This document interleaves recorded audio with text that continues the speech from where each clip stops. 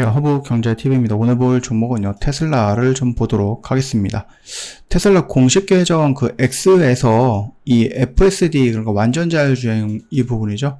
이거에 대한 어떠한 좀 멘트가 나오기는 했거든요. 뭐 영문으로 되어 있기는 하지만, 일단은 뭐 고속도로뿐만 아니라 어디서든 스스로 주행할 수 있는 유일한 차량은 총 소유 비용이라든지 이런 것들이 가장 낮은 차량이다라고 얘기를 해주고 있네요. 그래서 뭐 테슬라에 들어가는 기본적으로 탑재되는 부분이 뭐냐라고 했을 때 뭐 능동형 안전 기능이라든지 대시캠 및 센트리 모드, 지도 업데이트 포함을 기본으로 한 내비게이션, 프리미엄 오디오 시스템, 스마트폰 앱 통해서 원격 제어. 이거 같은 경우는 우리가 좀 보긴 했죠.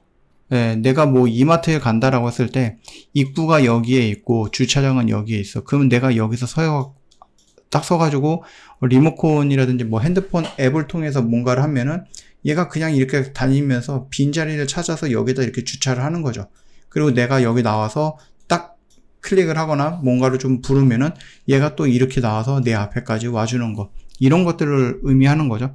야, 이런 것들은 솔직히 말씀드리면 저 어렸을 때 막 공상과학 영화라든지 이런 쪽에서만 좀 나왔었던 것들이다라고 생각이 되는데 이제 현실이 된 거예요. 야, 살다 보니까 이런 것들도 내가 현실로 보는구나, 뭐 그런 생각을 합니다. 적응형 헤드라이트라든지 아니면 열선 시트, 열선, 뭐 스티어링 휠, 뭐 이런 것들이 있기는 하는데요. 기본적으로 좀 말씀을 드렸던 것은 뭐 FSD라든지 이런 것들을 제외한 나머지 뭐 옵션 이런 것들은 너무나도 흔한 거죠. 우리나라에서는 다 기본으로 들어가는 부분이다라고 생각하시면 될 것 같습니다. 일단 뭐 우리나라가 휴장이었을 때 미장을 조금 움직였고 61선을 기준으로 해서 저항을 받고 돌파하고 이런 모습들이 좀 연출이 되고 있기는 합니다.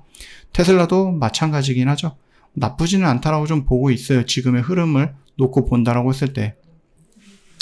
물론 이제 뉴스라든지 이런 것들을 놓고 본다고 했을 때 테슬라의 뭐 좋은 이슈들 뭐 이런 것들이 나오기는 하는데 뭐 또 안 좋은 얘기들도 나와주고 있기는 하고요. 여기서 지금 나오는 이런 뉴스들을 놓고 보면은 좀 길죠? 내용이 길는데 이거를 좀 요약을 한다라고 했을 때는 그 핵심은 이거예요. 예. 테슬라의 오토파일럿과 FSD는 완전 자율주행은 아니다. 스스로 운전 다 해주는 시스템으로 오해하고 있지만 운전 보조 기능이고요. 운전자는 항상 주의, 집중 상태여야 한다. 라는 부분들이 핵심이다라고 하네요. 그래서 오토파일럿 같은 경우는 기본 보조 시스템인 거고 풀 셀프 드라이빙이라고 하는 것은 완전 자율주행이죠. 얘는 유료 옵션이다라고 합니다. 그래서 오토파일럿보다 더 많은 기능을 포함을 하고 있다라고 하는데 이게 여전히 완전 자율주행은 아니다라고 얘기를 하고 있기는 해요. 정식 레벨 4 완전 자율주행에 대한 인증은 아직 없다라고 얘기가 나와주고 있습니다. 차량을 점점 똑똑하게 만드는 방식을 선택을 했어요. 그래서 차량의 센서, 카메라, AI, 알고리즘 뭐 이런 것들을 계속해서 지속적으로 업데이트하면서 간다, 이렇게 보시면 되겠죠. 실시간 데이터를 바탕으로 해서 지속 개선 중이다.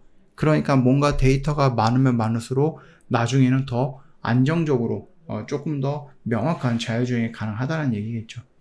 물론 이제 규제는 있죠. 그리고 법적 규제라든지 안전무제로 전면 확산은 어려움은 있지만 그 어려움을 해결하기 위해서 머스크가 손잡은 사람이 트럼프다라는 겁니다. 그렇다라고 하면은 우리는 조금 더 긍정적으로 생각해 볼 필요는 있겠죠. 뭐 일단 완전 자율주행이다라고 얘기를 하고 있기는 하지만 지금에 와서는 뭐 부분 자율주행 뭐 이런 식으로 얘기를 하고 있고 고급 운전자 보조 시스템이다라고 일단은 좀 표현을 조금 내렸어요.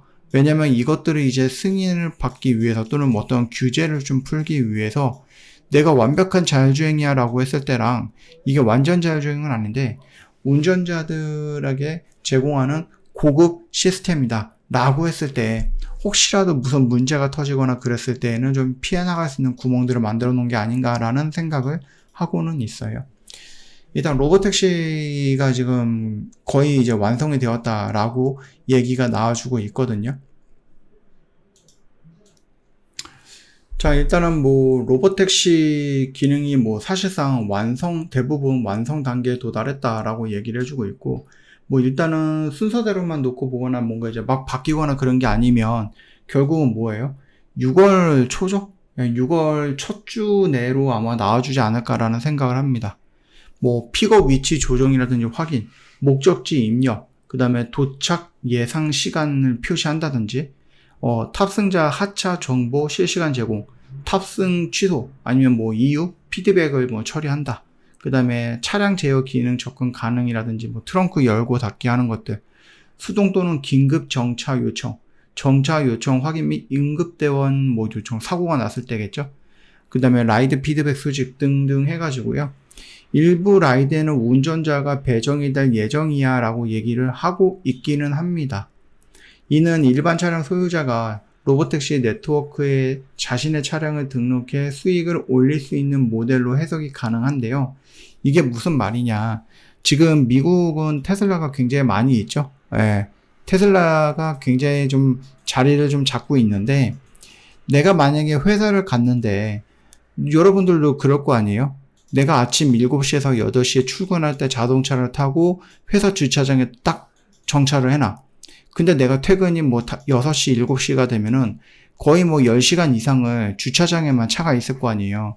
근데 이거를 만약에 내가 완전 자율주행 그 시스템을 업그레이드하고 그리고 이거를 만약에 로보택시에 등록을 해놔 라고 하면은 이 기간 동안에 내가 일을 하고 주차장에 멈춰 있어야 되는 그 10시간 동안에 얘가 택시 역할을 한다는 얘기죠. 그래서 로보택시 네트워크에 나의 차량을 등록을 해갖고 내가 만약에 회사에서 일을 하고 있는 동안에 이 로보택시, 그 테슬라 자동차를 택시로서 활용을 할 수 있다라는 얘기겠죠. 당연히. 물론 이제 이게 어디까지 좀 진행이 될지는 모르겠지만은 일단은 그런 시스템으로 가고자 한다라는 얘기가 나와줘요. 그렇다라고 하면은 야, 미국은 뭐 지금 택시라든지 아니면 우버보다는 그 다음에 좀 웨이모라든지 이런 애들보다는 더 저렴하게 사용할 수 있는 교통수단이 하나 생기는 거니까 이거는 굉장히 좋겠죠. 그리고 굉장히 좀 전형적으로 전용 택시가 아니라 그냥 내 개인 차를 택시화 시켜서 이것도 아마 뭔가 규제가 있지 않을까 싶기는 한데 이거 역시도 당연히 뭐 하겠습니까? 뭐 트럼프가 뭐 좀 긍정적으로 생각을 해주겠죠. 그것 때문에 욕받이 먹으면서 욕 먹으면서 맨 앞에서 칼춤을 췄던 머스크이기 때문에 긍정적으로 생각을 한다라고 하면 충분히 좋을 수 있어요. 물론 이제 우리나라 같은 경우는 절대 불가능하죠. 수송법이라든지 아니면은 뭐 택시 관련해서 또 노동법도 있을 것 같고 또 그쪽에 있는 이제 종사하시는 분들이 또 굉장히 크게 반대를 할 거기 때문에 그 우리나라에서는 쉽지는 않지만 일단 뭐 우리나라가 하든 말든 테슬라는 미국 차고 미국에서 하겠다라고 하면은 우리한테는 좋은 거죠. 어차피 우리가 보고 있는 종목은 테슬라라는 부분이기 때문에. 그래서 우리나라의 사정 말고 그냥 테슬라가 지금 가고자 하는 그 방향, 그리고 그 방향 물줄기가 굉장히 커지면 뭐 우리나라라고 배기겠습니까? 할 수밖에 없겠죠. 그렇게 생각해 보시면 될 것 같아요. 뭐 북미의 모델 Y 후륜 구동 모델이 출시가 되었다라고 얘기가 나오는데 뭐 일단은 뭐 신차가 나오든 업그레이드된 차가 나오든 아니면 뭐 새로운 구형 차가 새롭게 뭐 리모델링 돼서 나오든 간에 뭐 그딴 건 상관없죠. 결국은 뭔가가 나와서 판매가 돼서 그걸로 인해서 뭐 수익이 난다라고 하면은 그게 이제 가장 좋은 부분인 거죠. 모든 기업들이 기본적으로 본다라고 했을 때 그렇게 좀 생각을 해보시면은 충분하지 않을까라고 생각합니다. 그거 좀 놓치지 마시고요. 일단은 말씀을 드렸듯이 뭐 세미트럭이라든지 이런 것들도 곧 나온다라고 얘기를 해주고 있거든요. 얘네들이 뭔가 되게 작아 보이는 차라고 할 수도 있는데 그렇진 않아요. 얘네들도 막 1톤, 2톤짜리 이런 차거든요. 그러니까 우리나라에 가면은 여러분들 막 그 자동차들 막 지나갈 때 여러분들이 볼 수 있는 그런 컨테이너 싣고 다니다든지 아니면은 뭐 자동차 이렇게 적재해가지고 가는 그런 차들이 있죠. 그런 거 정도의 크기라고 보시면 될 것 같습니다. 뭐 세미트럭이라서 우리나라 뭐 포톤가? 이렇게 1톤 트럭 이런 것들로 볼 필요는 없는 것 같아요. 얘네들은요 총 뭐예요? 38톤까지 36톤까지 된다라고 보시면 됩니다. 굉장히 다양한 트럭들이 나올 거라고 보시면 될 것 같아요.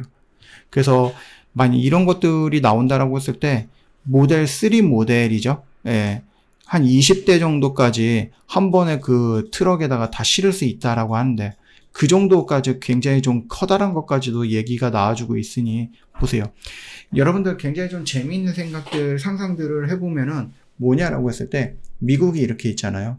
그래서 여기가 테슬라가 공장이 있어. 그리고 여기서 이제 대리점이 있어. 그러면은 여기서 공장을 만들어 가지고, 그쵸? 공장에서 자동차가 나오면은 사람이 운전하는 게 아니라 이 테슬라가 여기 쫙쫙쫙 서 있는 그 트럭 위에 딱 올라가서 멈추는 거죠. 그러면 이 트럭은 또 이렇게 가는, 이 모든 이동이 완전 자율주행으로 움직인다라는 겁니다. 그러면 인건비라든지 이런 것들 얼마만큼이나 아낄 수 있는 겁니까? 그리고 그런 인건비들이 아껴서 원가가 절감이 되고 자동차 가격이 떨어진다라고 했을 때, 다른 애들은 계속해서 자동차 값이 올라간다라고 했을 때, 여러분들은 뭘 선택하겠습니까? 당연히 이걸 선택하지 않겠습니까? 그래서 지금 당장 여러분들 요거 있는 것만 보는 게 아니라 조금 더 넓게 좀 보시면 정말로 도움이 될 것 같다라고 생각을 합니다. 지금 뭐 뉴스라든지 이런 것들은 제가 저번에도 좀 보여드렸어요. 공장에서 신차가 출고가 되고 나서 이게 잠깐 주차해야 되는 그런 쪽이잖아요. 그쪽으로 그냥 차가 그냥 자연스럽게 이동이 되는 거예요.